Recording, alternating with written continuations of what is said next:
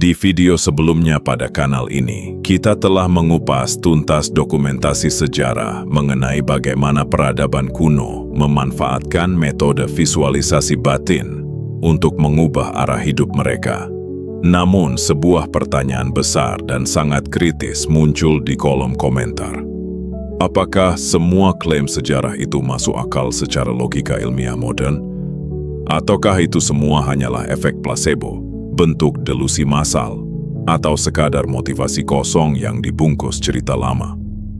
Hari ini, kita akan mengambil langkah besar. Kita akan melihat dari sudut pandang yang berbeda total. Kita akan membedah bagaimana fisika kuantum modern, neuroscience dan filsafat realita membuktikan secara empiris mekanisme di balik kerja visualisasi batin tersebut. Kembali lagi bersama kami di IEUC. Di video kali ini, kita akan membuang jauh-jauh istilah mistis atau supranatural. Kita akan menguji sebuah fakta ilmiah, bahwa kesadaran Anda bukan sekadar penonton pasif yang menerima nasib di dunia ini, melainkan sebuah variabel aktif yang ikut menentukan bentuk dari materi fisik di sekeliling Anda. Bersiaplah untuk pembahasan yang mendalam, karena kita akan membongkar bagaimana gambaran di dalam benak Anda secara biologis dan matematis dapat mengubah struktur kenyataan Anda secara logis. Mari kita bedah dulu tempat kita hidup. Sejak bangku sekolah, kita dididik dengan cara pandang fisika klasik atau fisika Newtonian.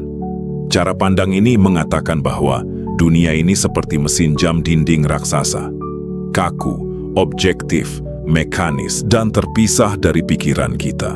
Meja adalah benda mati, uang adalah kertas padat, dan tubuh kita adalah daging yang terpisah dari lingkungan. Kita menganggap realitas di luar sana sudah final, dan kita hanya bisa meresponsnya. Namun, ketika teknologi manusia mulai mampu membelah atom dan meneliti dunia subatomik, yaitu dunia kuantum, dogma materi solid ini runtuh sepenuhnya. Para ilmuwan terkejut saat menemukan fakta bahwa jika sebuah atom diperbesar hingga seukuran stadion sepak bola, inti atomnya hanya sebesar kelereng di tengah lapangan. Sisa 99,99% dari atom tersebut adalah ruang hampa yang dipenuhi oleh energi dan gelombang probabilitas. Artinya, benda yang Anda sentuh saat ini sesungguhnya tidak sepadat yang terlihat oleh mata telanjang. Pada skala paling dasar, semuanya adalah energi yang bergetar. Mari kita gunakan analogi pertama untuk orang awam, layar bioskop. Sebelum sebuah film diputar, layar bioskop itu adalah kain putih yang kosong. Layar itu tidak memiliki bentuk cerita, tetapi ia memiliki potensi tak terbatas untuk menampilkan film apa saja. Bisa film komedi, film horor, atau film aksi. Di dalam fisika modern, seluruh potensi masa depan hidup Anda saat ini eksis di dalam medan energi tak kasat mata bernama medan kuantum. Masa depan di mana Anda keluar dari krisis keuangan, masa depan di mana Anda membangun karier impian, atau masa depan di mana Anda tetap terjebak dalam kondisi yang sama. Semuanya sedang mengapung bersamaan dalam kondisi yang disebut superposisi. Mereka belum menjadi materi fisik. Mereka baru berupa gelombang kemungkinan. Mereka menunggu sebuah stimulus untuk mengunci salah satu film tersebut agar tayang di layar kehidupan nyata Anda. Lalu, apa yang bertindak sebagai proyektor yang mengunci salah satu gelombang kemungkinan tersebut menjadi materi padat? Jawabannya, dalam sains sangat jelas. Kesadaran pengamatnya. Ini bukan sekadar asumsi, melainkan kesimpulan dari eksperimen paling terkenal dalam sejarah fisika modern, yaitu eksperimen celah ganda, double slit experiment, yang melahirkan konsep efek pengamat, observer effect. Ketika para ilmuwan menembakkan partikel dasar, seperti elektron melalui celah kecil tanpa diawasi oleh instrumen manusia. Elektron tersebut berperilaku seperti gelombang air. Mereka lentur, menyebar, dan berada di banyak koordinat, sekaligus secara bersamaan. Namun, hal aneh terjadi ketika para ilmuwan memasang alat pengukur atau kamera untuk mengamati elektron tersebut secara langsung. Seketika itu juga, perilaku elektron berubah total. Mereka berhenti menyebar, gelombangnya runtuh, wave function collapse, dan berubah menjadi partikel materi padat yang menembak ke satu titik pasti. Tindakan mengamati yang lahir dari fokus kesadaran, secara literal, memaksa energi yang tadinya acak untuk memadat menjadi materi fisik. Mari kita gunakan analogi kedua, aplikasi peta digital, GPS, di ponsel Anda. Di dalam sistem algoritma GPS, ada ribuan rute alternatif yang bisa Anda lalui dari titik A ke titik B. Semua rute itu ada di sana, secara bersamaan di dalam memori server komputer. Namun, ribuan rute itu tetap menjadi data latar belakang yang pasif sampai Anda melakukan satu tindakan, mengetik satu alamat tujuan spesifik di layar ponsel Anda. Begitu Anda mengunci tujuan, sistem navigasi akan meruntuhkan semua rute lain dan memunculkan satu jalur utama yang memandu perjalanan fisik Anda. Proses visualisasi batin bekerja dengan prinsip mekanis yang sama seperti GPS tersebut. Ketika Anda memvisualisasikan sebuah target secara spesifik, konsisten, dan terarah, Anda sedang memfungsikan kesadaran Anda sebagai pengamat aktif di medan kuantum. Anda sedang memerintahkan energi yang tadinya berupa spektrum, kemungkinan acak untuk runtuh dan mengkristal menjadi garis waktu, realitas fisik Anda. Konsep ini semakin logis jika kita bedah melalui prinsip kuantum berikutnya, yaitu keterikatan kuantum, quantum entanglement. Eksperimen sains membuktikan bahwa jika Anda mengambil dua partikel yang pernah berada dalam satu sistem yang sama, lalu memisahkan keduanya hingga jarak beribu-ribu kilometer, bahkan di dua ujung galaksi yang berbeda, kedua partikel ini tetap saling terikat secara instan. Jika Anda mengubah arah putaran partikel A, partikel B akan langsung mengubah arah putarannya pada detik yang sama, tanpa ada jeda waktu kirim sinyal. Secara filsafat, realitas, dan logika analitis, prinsip ini mematahkan anggapan bahwa manusia terisolasi dari lingkungannya.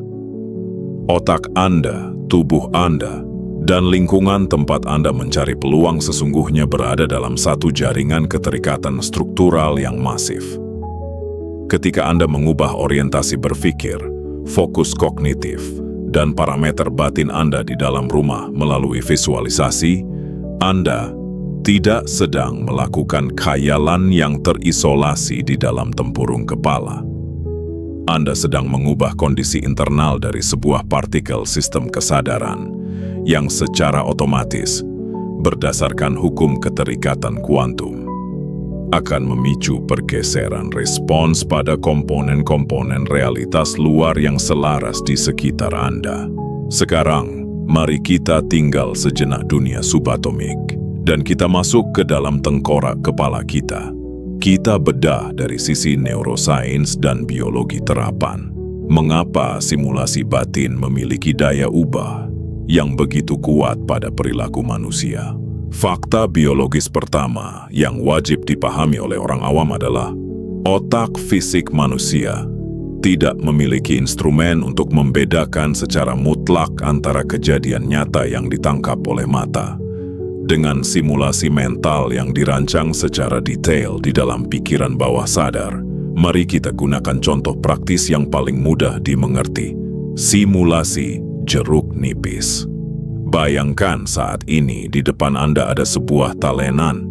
Di atas talenan itu ada sebutir jeruk nipis berwarna hijau tua yang sangat segar, berkilau karena titik-titik air di kulitnya. Sekarang, bayangkan Anda mengambil pisau, lalu membelah jeruk nipis itu menjadi dua bagian. Perhatikan, airnya yang menetes di sisi pisau.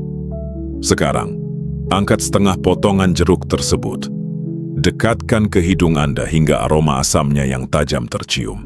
Kemudian peras air jeruk nipis yang sangat asam dan dingin itu langsung ke atas lidah Anda. Apa yang terjadi pada tubuh Anda saat ini? Mayoritas dari Anda akan merasakan kelenjar air liur di bawah lidah otomatis memproduksi cairan dan otot rahang Anda refleks menegang, padahal secara fisik tidak ada jeruk nipis di tangan Anda. Mengapa tubuh Anda merespons? Karena bagi otak Anda, bayangan yang fokus dan detail tersebut adalah realitas saat ini. Otak langsung memerintahkan sistem biologis untuk mengeksekusi instruksi tersebut. Ketika Anda memvisualisasikan target karier, bisnis, atau pemulihan kondisi hidup dengan detail yang spesifik, otak Anda tidak menganggapnya sebagai mimpi masa depan. Otak membacanya sebagai kebutuhan masa kini.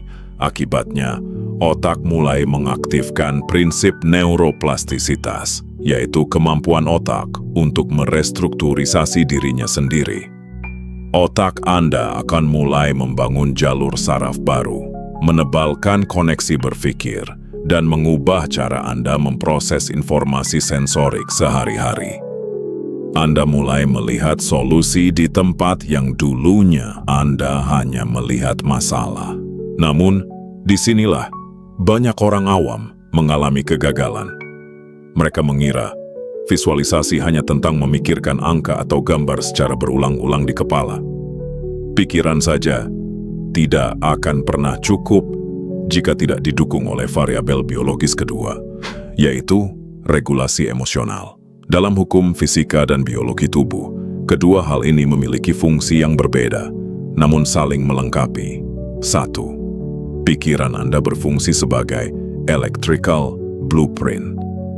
Pikiran menentukan arah koordinat, target, dan bentuk struktur dari apa yang ingin Anda capai.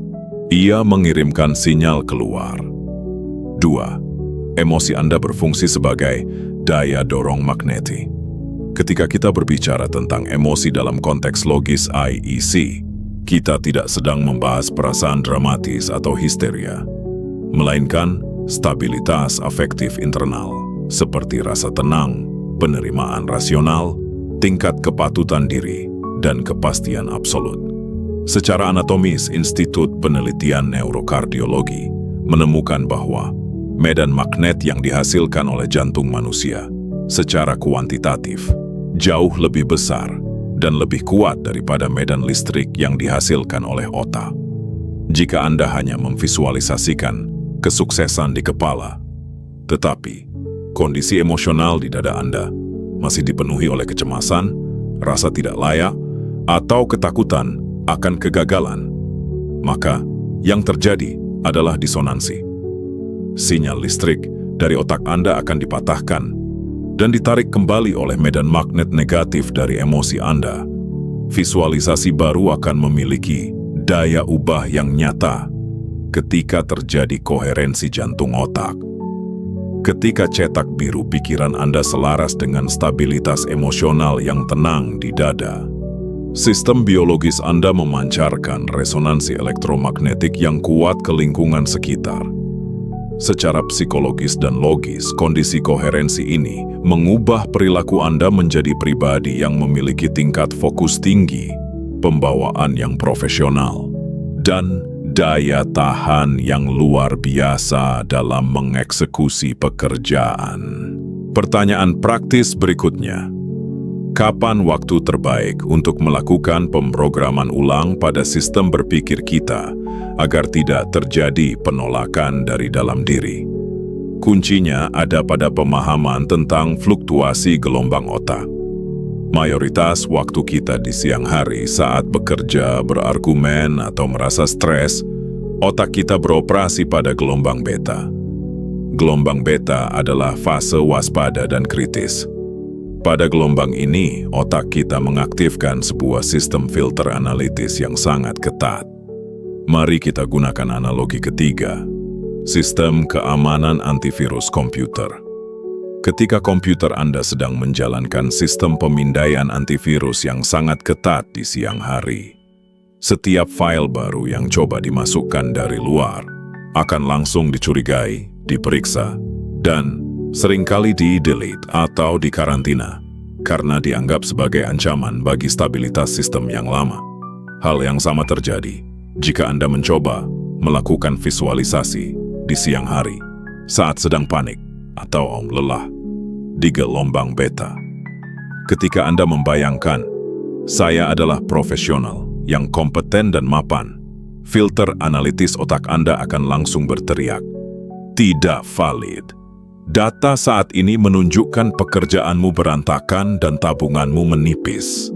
Akibatnya, visualisasi itu langsung dibuang dan tidak pernah menyentuh sistem saraf bawah sadar Anda.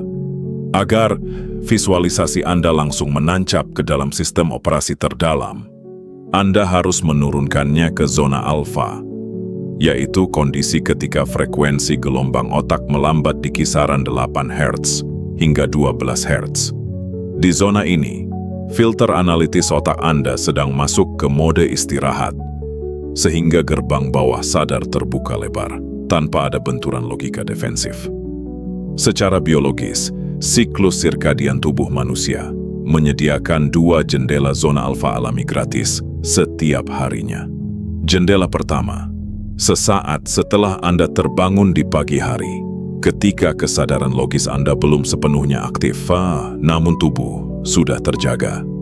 Jendela kedua, sesaat sebelum Anda terlelap di malam hari, di fase mengantuk yang dalam, hypnagogic state. Melakukan visualisasi terstruktur, tenang, dan detail pada 2 jendela. Waktu ini ibarat memasukkan file data baru ke komputer saat sistem antivirusnya sedang dinonaktifkan. Sementara, file tersebut akan langsung tersimpan, menetap, dan menjadi algoritma baru yang menggerakkan cara kerja sistem operasi Anda secara permanen. Sekarang kita masuk ke bagian yang paling krusial dari seluruh durasi pembahasan ini. Mengapa aksi nyata di lapangan adalah penentu utama yang tidak boleh ditinggalkan? Mengapa melamun saja tidak akan pernah mengubah nasib Anda secara logis? Kita harus menyelesaikan hambatan yang bernama disonansi internal. Mari kita gunakan analogi keempat. Mengemudikan mobil di jalan raya. Bayangkan Anda sedang duduk di kursi kemudi sebuah mobil sport. Pikiran sadar Anda menginjak pedal gas sedalam-dalamnya. Namun, tanpa Anda sadari, ketakutan bawah sadar, trauma kegagalan masa lalu, dan kebiasaan malas, Anda secara bersamaan sedang menarik tuas rem tangan mobil tersebut dengan sangat kuat di bawah. Apa yang akan terjadi pada mobil Anda? Mesinnya akan berbunyi sangat keras, bergetar hebat, mengeluarkan asap hitam, dan ban. Mobil Anda akan aus di tempat tanpa bergerak maju 1 cm pun. Ini adalah gambaran dari orang yang rajin memvisualisasikan target, tetapi hidupnya tetap jalan di tempat. Mereka mengalami gesekan internal yang merusak sistem mental mereka sendiri. Bagaimana cara melepaskan rem tangan bawah sadar tersebut? Caranya adalah dengan memasukkan variabel ketiga, tindakan nyata yang selaras. Dalam filsafat analitis, tindakan nyata di lapangan bukan sekadar cara mencari nafkah, melainkan sebuah bentuk validasi fisik bagi otak Anda, bahwa Anda telah sepenuhnya mengadopsi identitas baru yang Anda visualisasikan. Anda tidak bisa hanya diam di kamar menanti keajaiban jatuh dari langit. Medan kuantum tidak merespons kemalasan. Ketika Anda selesai melakukan visualisasi di zona alfa, Anda harus melangkah keluar dan bertindak dengan parameter identitas baru tersebut. Jika Anda memvisualisasikan diri sebagai pebisnis yang sukses, maka mulailah bertindak seperti pebisnis sukses pada detik itu juga. Bangun tepat waktu, buat kalkulasi risiko dengan matang, kelola waktu dengan disiplin tinggi, bersikap profesional dalam komunikasi, dan eksekusi rencana kerja tanpa menunda-nunda. Tindakan fisik konkret yang disiplin ini bertindak sebagai palu yang menghancurkan rem tangan bawah sadar Anda. Ketika aksi nyata Anda di lapangan berjalan linier dan seirama dengan cetak biru visi batin Anda yang konstan, konflik data di dalam otak akan selesai. Sistem saraf Anda akan menjadi stabil. Resonansi elektromagnetik Anda menjadi bersih. Dan secara matematis serta logis, seluruh keputusan rasional Anda akan mengunci probabilitas hasil terbaik yang telah Anda rancang sejak awal. Kesimpulannya, dari seluruh penjabaran panjang kita hari ini, mekanisme visualisasi batin sama sekali tidak ada hubungannya dengan keajaiban instan, hal mistis, atau fenomena supranatural. Ini adalah murni aplikasi taktis dari hukum mekanika kuantum, neurosains terapan, dan filsafat realitas yang bekerja secara logis, terukur, dan mekanis di dalam tubuh dan kesadaran Anda. Anda adalah operator utama yang memegang kendali penuh atas sistem kesadaran Anda sendiri. Jika Anda merasa pembahasan ini mencerahkan dan Anda tertarik untuk membedah lebih dalam mengenai filsafat realitas, logika batin, restrukturisasi cara berpikir bawah sadar, serta bagaimana mengoptimalkan seluruh potensi kesadaran Anda secara ilmiah dan objektif, kami mengundang Anda untuk melangkah ke tingkat yang lebih profesional. Silakan bergabung dan daftarkan diri Anda di Balai Pelatihan Ilmu Filsafat IESI. Kami menyediakan kelas-kelas intensif dengan kurikulum akademis yang terstruktur untuk membantu pengembangan potensi berpikir Anda. Anda dapat langsung menghubungi nomor hotline resmi kami di 08 22 8070 8882 untuk mendapatkan informasi lengkap mengenai jadwal dan prosedur pendaftaran. Bagi Anda yang penasaran dan ingin tahu bagaimana prinsip-prinsip sains modern yang kita bahas panjang lebar hari ini, sebenarnya sangat selaras dengan catatan sejarah serta metodologi peradaban masa lalu yang pernah kami ulas dari sudut pandang historis yang berbeda. Silakan klik rekomendasi video yang muncul di layar Anda saat ini. Saling tautkan kedua pemahaman tersebut agar fondasi logika batin Anda semakin kokoh dan komprehensif. Kami tunggu kehadiran Anda di Balai Pelatihan OIEC. Terima kasih telah meluangkan waktu bersama kami dalam durasi yang panjang ini. Tetaplah berpikir logis, jaga keselarasan pilar hidup Anda, dan sampai jumpa di analisis ilmiah berikutnya.